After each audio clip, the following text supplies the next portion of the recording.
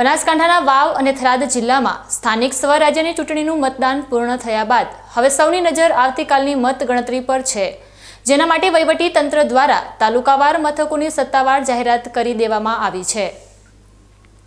વાવ અને થરાદ જિલ્લામાં લોકશાહીના પર્વ સમાન ચૂંટણી પ્રક્રિયાના અંતે હવે ઉમેદવારોના ભાગ્યનો ફેસલો થવા જઈ રહ્યો છે, ત્યારે વહીવટી તંત્ર દ્વારા મતગણતરી માટેની તમામ તૈયારીઓને આખરી ઓપ આપી દેવામાં આવ્યો છે।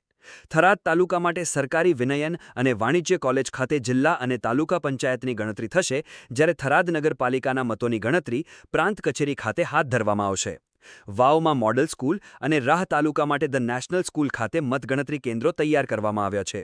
આ ઉપરાંત ધરણીધરમાં સંસ્કાર વિદ્યાલય, સુઈગામમાં મહિલા આઈટીઆઈનું વર્કશોપ અને ભાભરમાં સરકારી મોડલ સ્કૂલ ખાતે મતગણતરીની કામગીરી યોજાશે, જ્યારે ભાભર નગરપાલિકાના પરિણામો મામલતદાર કચેરી ખાતેથી જાહેર થશે।